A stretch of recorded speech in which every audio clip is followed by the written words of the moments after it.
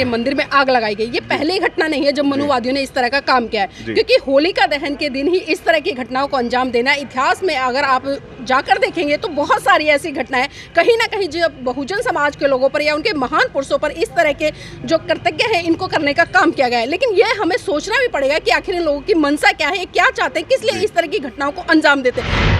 नमस्कार, मेरा नाम है सुरेंद्र सिंह और आप देख रहे हैं एसएम न्यूज़। हमारे साथ एडवोकेट नीलम बौद्ध हैं जो किसी नाम तारीफ की मोहताज नहीं है, तमाम मुद्दों पे आपको अपने विषयों पे बात करती हुई नजर आती हैं। स्वागत है नीलम जी आपका। बहुत बहुत धन्यवाद सुरेंद्र जी। आज होली का दिन है, मैं आपको बता दूं, और एक दिन पहले यानी कि होलिका दहन के दिन बलिया यूपी के अंदर संत शिरोमणि रविदास जी का मंदिर को मनुवादी व्यवस्था के लोगों ने जला दिया है।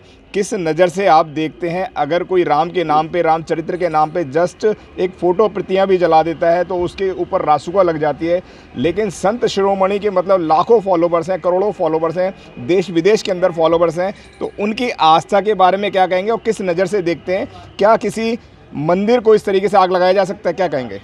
देखिए, आपने बात करी जिस तरह से बिहार के बलिया जिले में संत शिरोमणि गुरु रविदास जी के मंदिर में आग लगाई गई। ये पहली घटना नहीं है जब मनुवादियों ने इस तरह का काम किया है, क्योंकि होलिका दहन के दिन ही इस तरह की घटनाओं को अंजाम देना, इतिहास में अगर आप जाकर देखेंगे तो बहुत सारी ऐसी घटनाएं कहीं ना कहीं जो बहुजन समाज के लोगों पर या उनके महान पुरुषों पर इस तरह के जो कृतज्ञ हैं इनको करने का काम किया गया है। लेकिन ये हमें सोचना भी पड़ेगा कि आखिर इन लोगों की मंशा क्या है, क्या चाहते हैं, किस लिए इस तरह की घटनाओं को अंजाम देते हैं। क्योंकि कहीं ना कहीं ये जो सत्ता में बैठे हुए लोग हैं, जो मनुवादी लोग हैं, या जिस तरह से आरएसएस आज काम कर रहा है, क्योंकि कहीं ना कहीं ये चाहते हैं कि इस देश के लोगों को काम थमा दिया जाए। और कौन से लोगों की बात करें? हम बात करें उन लोगों की जो बहुजन समाज से आते हैं। वो समय समय पर चीज़ों को आंकते हैं और समय समय पर ये जांचने का प्रयास करते हैं कि बहुजन समाज में कितनी क्रांति आई है, तभी इस तरह की घटनाओं को अंजाम देते हैं। लेकिन बहुजन समाज के लोगों को भी अपनी बुद्धिमत्ता का परिचय देते हुए इन लोगों का जो जितना भी ये काम करते हैं उसका बहिष्कार करना चाहिए, लेकिन उसको संवैधानिक तौर पर अनुशासित तरीके से करना चाहिए। लेकिन हम देखते हैं कि कहीं ना कहीं बहुजन समाज आज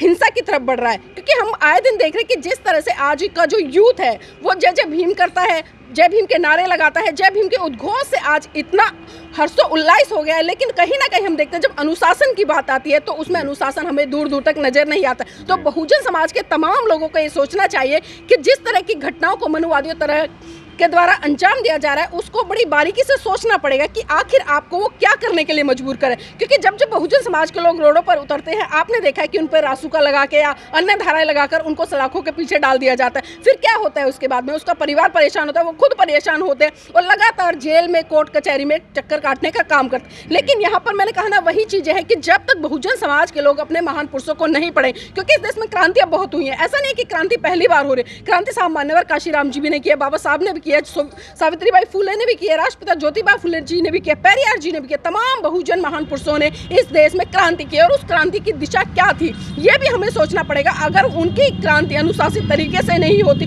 और सही तरीके से नहीं होती तो आज बहुजन समाज के लोग जिस तरह से स्वतंत्र रूप से अपनी अभिव्यक्ति की आज़ादी के तहत अपने विचारों का आदान प्रदान करते हैं वो नहीं कर पाते। तो बलिया की जो घटना है वास्तव में बहुत ही शर्मसार है, क्योंकि मैंने कहा ना, ये लोग समय समय पर लोगों को एक जांच करने के लिए इस तरह के सगुफे छोड़ते हैं और बहुजन महान पुरुषों को लगातार इस तरह से अपमानित करने का काम करते हैं। लेकिन यहाँ पर समाज को समझदारी से काम लेना पड़ेगा, नहीं तो फिर वही सलाखें, फिर वही जेल, फिर वही कोर्ट कचहरी। क्या कारण है कि ये सारी जितनी भी एट्रोसिटी होती हैं इस तरह की सारे बहुजन समाज के लोगों के साथ ही होती है?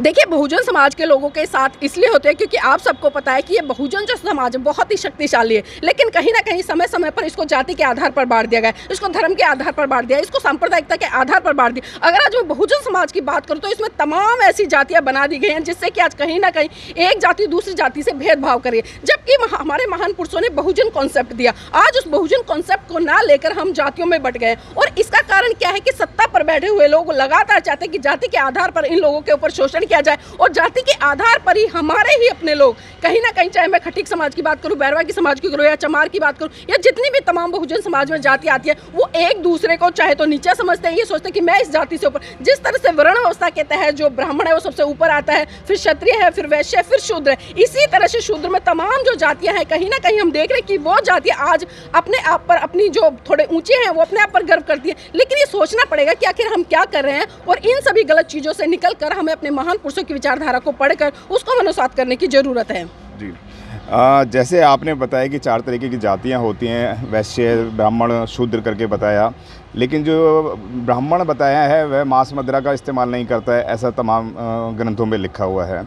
लेकिन अभी मरघट वाले बाबा का एक सीन बड़ा सामने आया था, वीडियो बड़ा वायरल हो रहा है और बहुत ज़ोर से वायरल हो रहा है। बात यहीं पे नहीं रुक जाती, वह वीडियो भी मैं बताता हूँ आपको। उस वीडियो के अंदर था क्या, उस वीडियो के अंदर एक मरघट वाले बाबा के कुछ कदमों की दूरी पर राम कचौड़ी वाले हैं और उस राम कचौड़ी वाले ने वो जो अभिषेक शर्मा नाम है, याद रखिए अभिषेक शर्मा नाम है उनका, अभिषेक शर्मा 365 दिन खाते हैं चिकन, मटन, कोरमा, बिरयानी, ये सब उनको खाते हैं। ये उनका ऑन रिकॉर्डेड है, सोशल प्लेटफॉर्म पे बड़ा वायरल है। क्या कारण है कि यह लोग खाते हैं तो कोई बात नहीं, कोई दूसरा खाता है तो उसमें बहुत ज़्यादा ऑब्जेक्शन हो जाता है। और सीधी सीधी आस्था की बात है, यहाँ पे जो सनातनी अपने आप को बताते हैं, सनातनी हिंदू बताते हैं, वह प्याज का भी इस्तेमाल नहीं करने को मना करते हैं, वह लहसुन का भी इस्तेमाल करने को मना करते हैं। लेकिन जो सनातनी हैं ये खुद मांस मदिरा का इस्तेमाल करते हैं। क्या कहेंगे? देखिए सुरेंद्र जी, पहले तो आपने एक बात कही कि 4 जातियां, मैंने जातियां नहीं बल्कि मैंने 4 वर्ण की बात की थी, जिसमें कि पहला ब्राह्मण है। और जिस तरह से अभी जो शर्मा है वो भी कहीं ना कहीं उसी ब्राह्मण व्यवस्था से आता है, जिसको कि आज जो ब्राह्मणवादी लोग हैं अपने आप को सर्वश्रेष्ठ एक ऊंचे पद पर रखने का काम करता है। लेकिन सोचना पड़ेगा कि जो मांस मदिरा ये पहली बार नहीं हुआ है, क्योंकि हमने देखा कि जिस तरह से ब्राह्मणवादी व्यवस्था में जब बुद्ध के शासनकाल में, सम्राट अशोक के शासनकाल में, यही वो लोग थे जो पशुओं की बलि देते थे, मनुष्य की बलि देते थे, घोड़े तक की बलि देते थे। और उसका बलि किस लिए दी जाती थी? सेवन करने के लिए, क्योंकि पहले उसकी बलि देते थे, उसके बाद में उसको पकाकर खाने का काम करते। तो ये इतिहास में पहली बार नहीं हुआ। लेकिन ये लोगों को सोचना पड़ेगा कि जिस धर्म के कारण ये लोगों को बहुत सारे आडंबरों में धकेलने का काम करते हो, जिस तरह से बहुत सारी चीज़ें बताते हैं कि आज आपको ये नहीं खाना है, ये नहीं खाना, और जो सनातनी धर्म बड़ा पवित्र है और जो हिंदू लोग हैं वो भी बड़े पवित्र है। लेकिन देखिए जिस तरह से आपने बताया कि ये घटना एक सार्वजनिक रूप से मतलब प्रचारित और प्रसारित हो रही कि लगातार इतने साल से वो व्यक्ति मांस खाता रहे, तो मैं पूछना चाहती हूँ कि अब इनका धर्म भ्रष्ट नहीं होता? जब एक दलित व्यक्ति मंदिर में प्रवेश करता है तो इनका धर्म भ्रष्ट हो जाता है, इनके मंदिर भ्रष्ट हो जाते हैं, यहाँ तक कि इनके जो पत्थरों की मूर्ति है जिनको भगवान कहते हैं वो तक भ्रष्ट हो जाते हैं, वो तक मतलब अपवित्र हो जाते हैं। तो ये सोचना पड़ेगा कि आखिर ये लोग क्या चाहते हैं, किस लिए चाहते हैं। लेकिन मैं फिर बार बार वही कहूंगी कि यहाँ पर जो बहुजन समाज के लोग हैं उनकी भी ये जिम्मेदारी बनती है कि ये लोग समय समय पर आपको उलझाएंगे, आपको अलग अलग तरह के कार्यकलापों से बांधने का काम करेंगे, अलग अलग तरह से आपके ऊपर आडंबर थोपने का काम करेंगे। लेकिन आपकी जागरूकता इसी में है कि आप अपने महान पुरुषों को पढ़िए और उनको समझिए, और उनको समझकर जिन चीज़ों के लिए उन्होंने आपको साफ साफ मना किया। क्योंकि कल हमने देखा कि जिस तरह से भारत देश में होली दहन हुआ, बहुत ही मैं कहूँगी निंदनीय है कि एक तरफ आज आप 8 मार्च को अंतर्राष्ट्रीय महिला दिवस मना रहे, महिलाओं की आज़ादी की बात करें, महिलाओं की समानता की बात करें, महिलाओं के सशक्तिकरण की बात करें, लेकिन दूसरी तरफ कल क्या हो रहा था? कल आप एक किसी की बेटी को, किसी की बहन को खुले आम जलाने का काम कर रहे थे, जो कि होली का है। और दूसरी चीज और आप देखिए, आज जिस तरह से दुल्हनडी मनाएंगे लोग, मैं कहती हूँ कि क्या है वो, क्या है ये सोचना पड़ेगा। ये कौन सी संस्कृति है, कौन से धर्म को मानने वाले लोग हैं? आज खुले आम पर बहन बेटियों के साथ में जिस तरह से रंग गुलाल लगाकर उनके शरीर को, उनके पर्सनल पार्ट को छूने का काम करें, तो बताइए कौन सी संस्कृति है, कौन सा धर्म है?